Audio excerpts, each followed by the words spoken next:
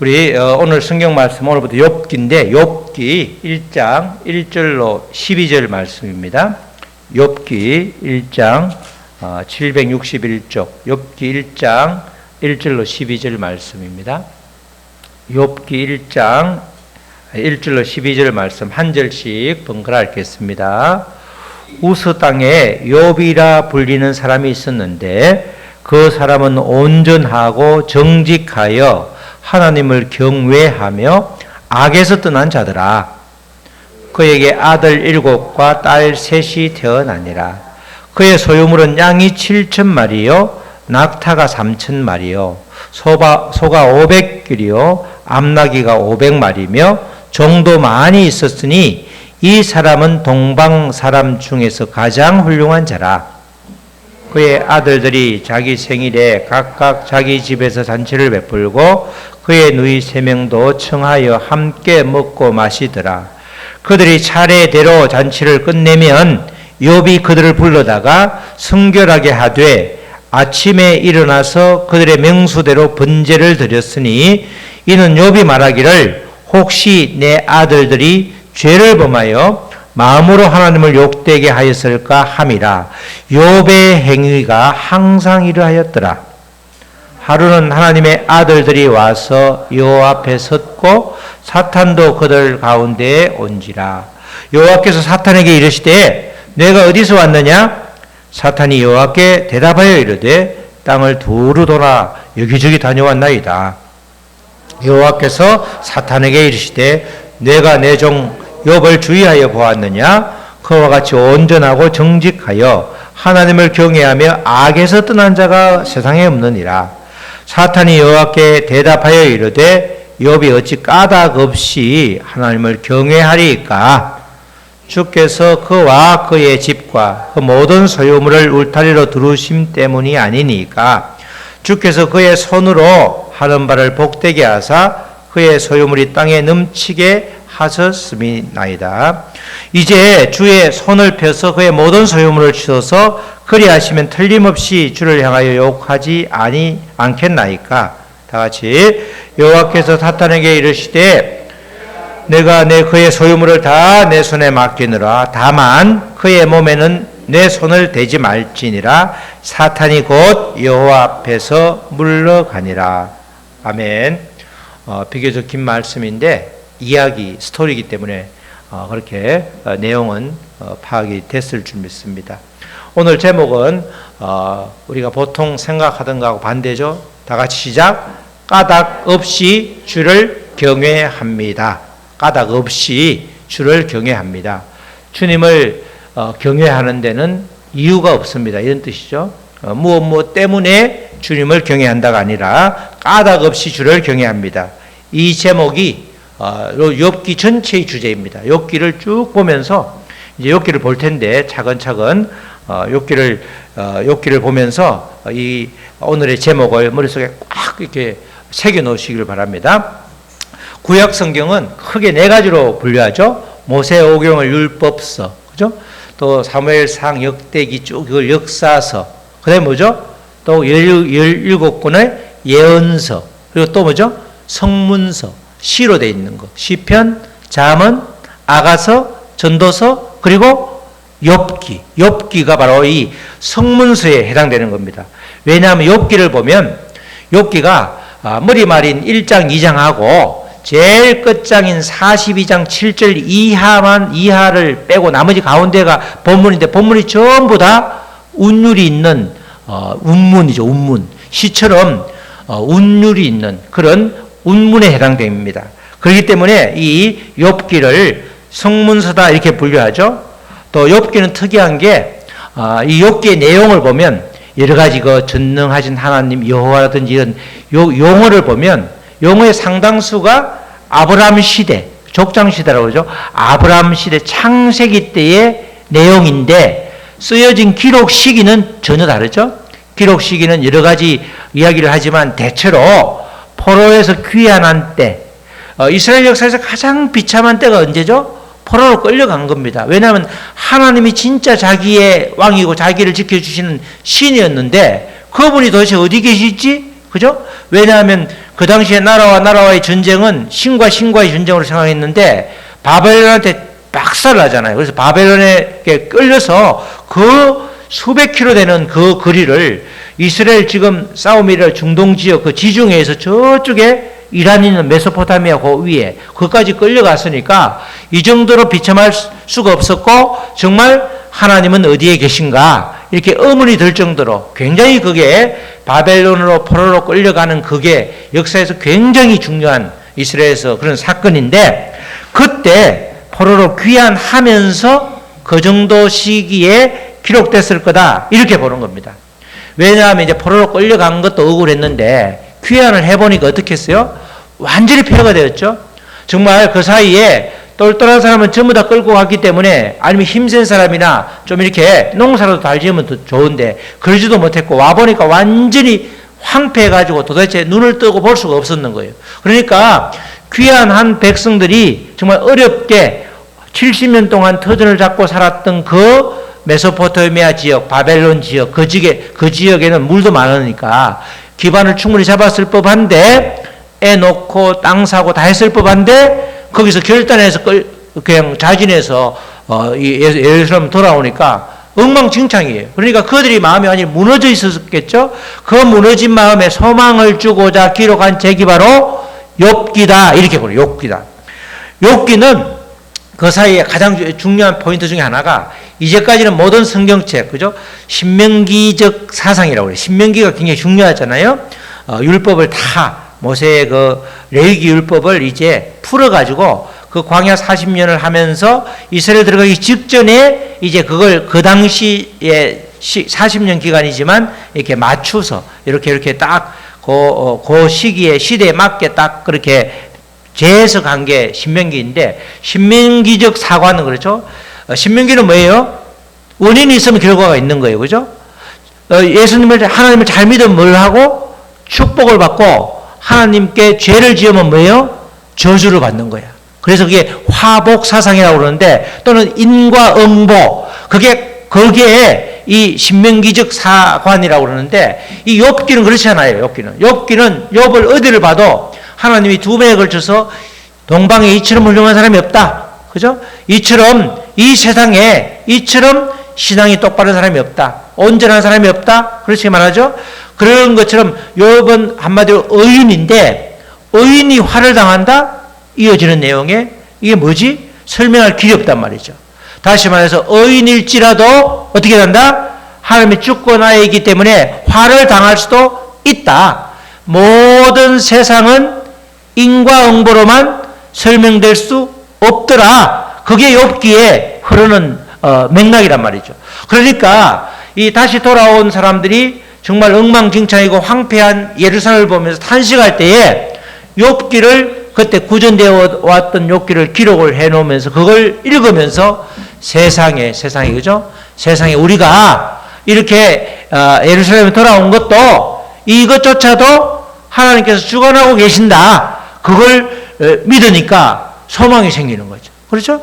아주 힘들고 어렵고 무너져 내린 그 심령들에게 소망을 주는 거예요. 우리도 마찬가지잖아요. 까닭이 있어서 내가 죄가 커서 정말 뭐 이런 일이 당하지 않았느냐. 그런 이야기 얼마든지 할 수 있잖아요. 저희도 정말 2000년에 큰 교통사고로 우리 큰애를 보냈지만 그 당시에 두려워하는 마음 중에 가족들이 다들 수건수건 대는 말이 도대체 얼마나 교만했길래, 그죠? 얼마나 죄를 지었길래 저 집에 저런 일이 일어날까? 이런 이야기를 쉽게 한다니까요. 왜냐하면 우리는 항상 인과응보의 생각보다 꽉 이렇게 씨를 심어야지 난다는 생각이 꽉 있기 때문에 그런 생각을 얼마든지 할 수 있는데 그렇지 않다. 욥기는 그렇지 않더라. 이 세상은 모두가 인과응보로만 설명할 수 없더라. 그 이야기를 이스라엘 백성들에게 해주니까 그들이 마음의 위로를 받잖아요. 우리도 마찬가지죠. 우리도 모든 행위가 내한테 일어난 결과가 지금의 현 상황이 전부 다 뭘 잘못해서 자꾸 이렇게 됐을 거 아닌가. 물론 죄로 인해서 지금 남유다 사람들도 끌려갔죠. 남유다 사람도 마찬가지야. 남유다 사람도 그 가운데는 욥처럼 정말 믿음의 사람이 있었을 거 아니에요. 모든 사람이 100이면 100 전부 다 죄 가운데 있지 않고 남유다 사람 중에서도 정말 하나님을 섬기고 제사를 섬기고 제사를 드리면서 우상을 섬기지 않는 정말 믿음대로 살려고 발버둥 친 사람이 왜 없었겠냐고.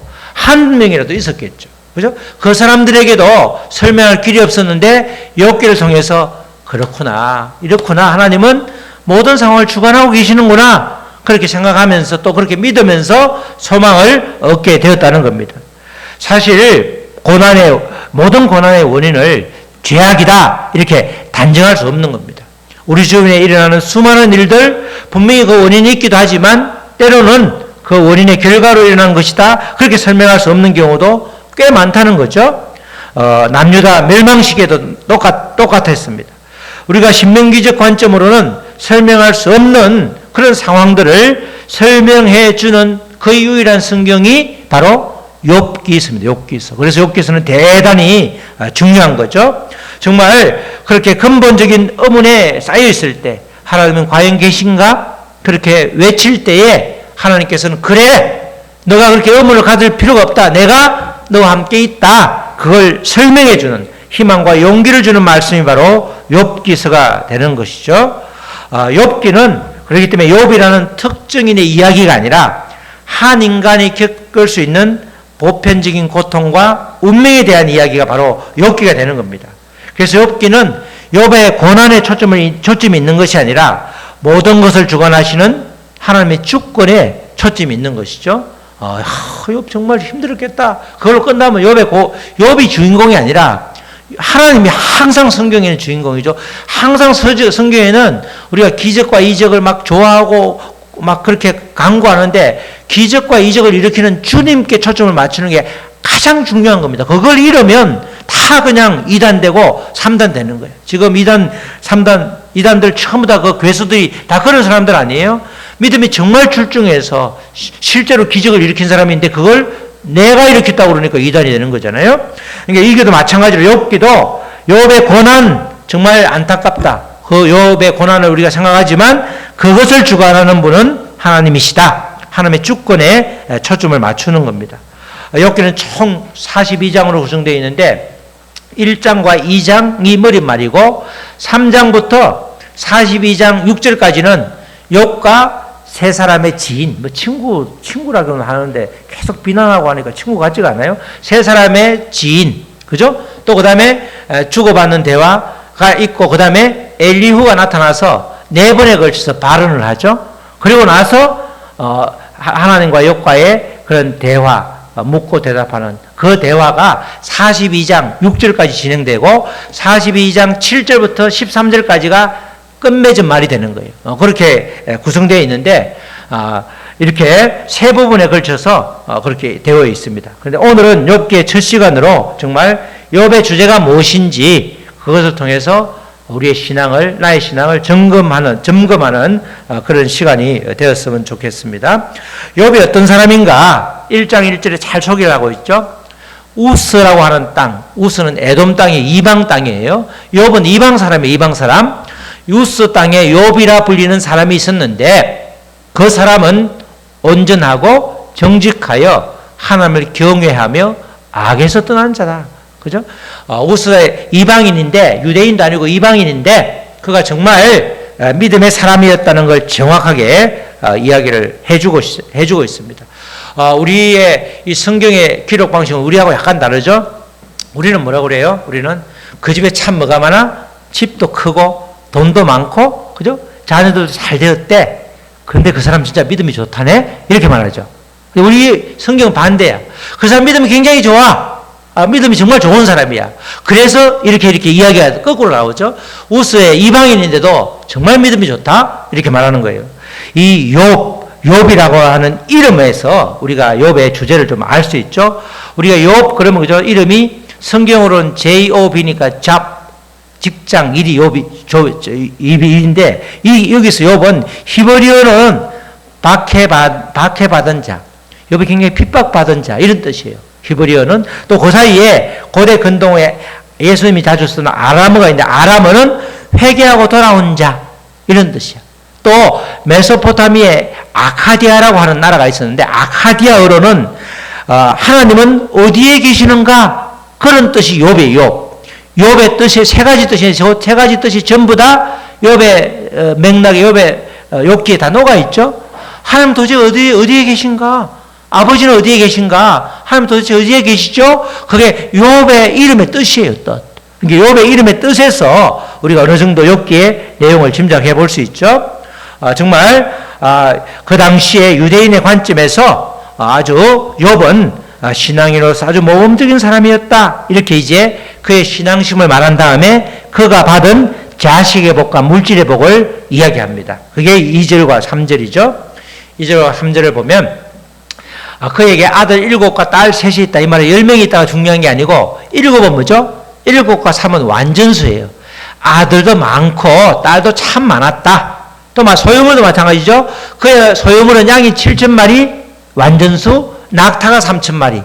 그리고 우리가 셀 때 이렇게 손가락이 몇 개요? 5손가락. 그러니까 소가 500결이, 암나귀가 500마리. 이걸 다 누가 셌겠어요? 그죠? 기록하면서 그게 몇천 년 전의 이야기인데 한 1, 2천 이후에 기록한 건데 어떻게 다 셌겠냐고. 다른 말은 뭐예요? 정말 소유물이 엄청나게 많았고 자식도 엄청나게 많았다. 그만큼 복받은 사람이다. 이런 뜻이에요. 이 사람은 동방 사람, 이방인 중에서 가장 훌륭한 자다. 그렇게 이야기를 하죠. 그 다음에 그가 매사에 어떻게 하루 신앙생활을 했는지 그 내용이 4절, 5절에 소개되어 있죠. 그의 아들들이 7 아들이 있죠. 자기 생일에 각각 자기의 집에서 잔치를 베풀고 그의 누이 3명도 청하에 함께 먹고 마시더라. 그죠? 이렇게 그런데 그들이 차례대로 잔치를 끝내면 욥이 그들을 불러다가 성결하게 하되 아침에 일어나서 그의 명수대로 번제를 드렸으니 이는 욥이 말하기를 혹시 내 아들들이 죄를 범하여 마음으로 하나님을 욕되게 하였을까 함이라. 욥의 행위가 항상 유일하였더라. 대단하죠? 그죠? 부자로 살았으면 신앙적인 자세가 허트를뜨릴만 하잖아요. 어느 목사님 이야기를 들으니까 그러더라고. 신방을 가는데 차에 따라서 자기 태도가 달라지더라는 거야. 아주 값비싼 좋은 차의 뒷자리에 딱 자기는 차가 없는데 차를 태워주는데 딱 뒤에 하니까 어떻게 해요? 배를 쭉 내밀고 뒤로 쭉 퍼지더라는 거예요. 자기가. 그죠? 그러면서 차 앞에 차가 막으니까 말은 아니지만 속으로 저 차가 왜 방해하지? 이렇게 마음이 들더라는 거야. 근데 또 교인들 교회 차가 없었기 때문에 목사님 차가 신방차를 타고 조그마한 차가 있을 거 아니에요. 그죠? 우리가 말하는 조그마한 차, 뭐 그냥 훅 불면 날아간다는 차 그런 게 있잖아. 그 뒤에 탈 때는 긴장이 되더라는 거야. 그죠? 비싼 차가 어떻게 하면 오면 어떻게 해요? 피해야 되잖아. 내가 잘못하면 피해야 된다니까. 박으면 내가 손해니까. 그게 사람이 어떤 도구를 사용하느냐에 따라서 사람이 그렇게 교만해지더라는 거야. 욥은 충분히 그럴만하잖아요. 욥은 있는 게 없는 게 없잖아요. 자식 엄청 잘 많고 그들이 뭐 물질도 어마어마하게 많아. 그러면 그냥 이렇게 한 번씩 이렇게 뭐 눈 감고 예배에 좀 빠질만 하잖아요. 그렇잖아. 안 그렇잖아. 욥이 이런 사람이에요. 욥이 대단한, 하나님 볼 때 하나님이 인정해 주는 사람이라는 거죠. 대단한 사람이에요. 대단한 사람. 그러니까 이렇게 잘 살았지만 정말 철저하게 하나님의 마음에 합한 다윗과 같은 아주 신실한 믿음의 사람이었다는 거예요. 이런 꼴을 사탄이 본다 안 본다? 못 봐주는 거예요. 그래서 사탄이 나타나는 거예요. 사탄이 천상의 회의에 하나님과 하나님의 6절에 8절이죠. 하나님이 모인 하나님과 천사가 있는 자리에 사탄이 끼어드는 거예요. 그게 이제 6절로 8절이 사탄이 등장하는데 하루는 하나님의 아들들 천사라고 봐. 천사. 그죠? 하나님의 아들은 독생자 예수밖에 없기 때문에 아들들 복수는 천사들이 와서 여호와 앞에 섰고 사탄도 그들 앞 가운데 온지라. 여호와께서 사탄에게 이르되 너가 어디서 왔느냐? 하나님은 알면서 항상 이야기하죠. 사탄이 여호와께 대답하되 이르되 땅을 두루돌아 여기저기 다녀왔나이다. 이렇게 말하는 거죠. 우리가 여기서 궁금한 점은 하나님 앞에 하나님의 아들들 천사들도 있지만 사탄도 함께 있죠. 사탄이 왜 저 자리에 있나, 이렇게 천국에 있나 이렇게 생각할 게 아니라 하나님은 사탄까지도 주관한다. 그걸 우리에게 알려주는 거죠. 사탄은 절대로 하나님과 동격이 될 수 없다. 하나님의 지시를 받는 자다. 이렇게 우리가 볼 수 있는 겁니다. 우리의 인생에도 마찬가지죠. 우리에게는 항상 빚만 있는 것이 아니라 항상 우리에게는 빛과 그림자, 어둠이 공존하잖아요. 그렇지만 우리를 주관하시는 분은 하나님이듯이 이 사탄이 하나님 앞에 나타난 것, 이것에 초점을 둘 것이 아니라 사탄도 하나님이 부리는 도구에 불과하다. 그렇게 생각을 하시면 됩니다. 이 사탄이 보면 바쁘죠? 참 이렇게 악한 사람이 바쁜 게 문제야. 그죠?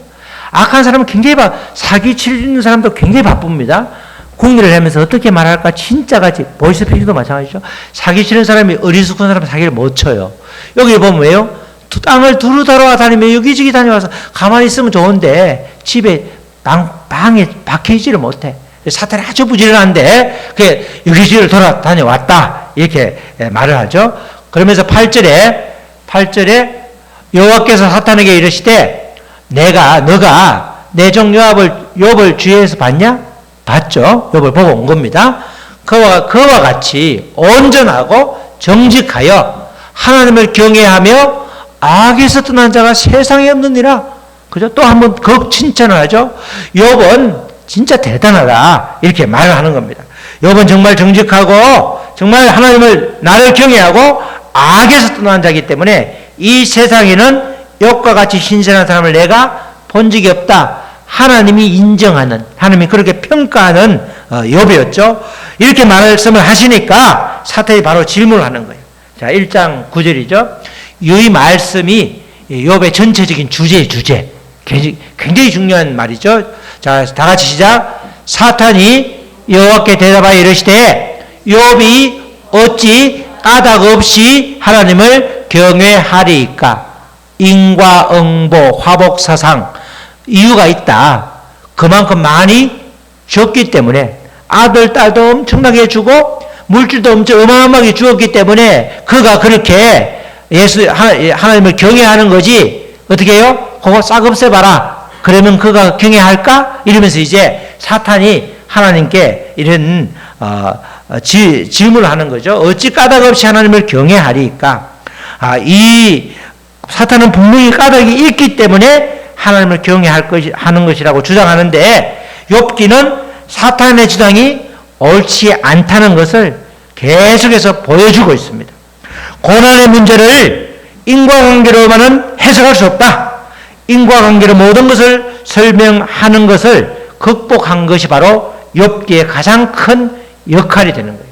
그죠? 우리도 그렇죠? 우리가 다 풀리면 좋은데 내가 지금 받고 있는 고난, 여러 가지 상황이 전부 다 말씀으로 해석이 되면 되는데 똑 떨어지지 않는 경우가 많잖아요. 그럴 때는 정말 나는 최선을 다해서 믿음 생활을 하고 있는데 나는 뭐지? 도대체 혹시 뭐가 잘못된 거지? 자꾸 이렇게 나를 의심하면서 자꾸 나를 이렇게 죄악시하는 경우가 많다는 겁니다. 물론 점검을 철저히 하는 것도 중요한데 내 그 모든 상황을 설명이 안 될 수도 있다는 거야. 그 여지를 알려주는 것, 인식시켜주는 게 바로 욥기서인데 어찌 까닭 없이 하나님을 경외하리까? 하나님은 아니다. 까닭 없이 하나님을 경외하는 것, 그게 진짜 믿음이다. 그 이야기를 욥기에서 서론해서 지금 문제를 던져주고 있죠. 사탄을 통해 사탄이 질문함으로 인해서 이렇게 그 주제를 부각시켜 주고 있는 것입니다. 그러면서 사탄이 제안하죠. 욥의 믿음이 진짠가 아닌가 한번 우리 해봅시다. 이러면서 제안을 합니다. 10절로 11절이죠.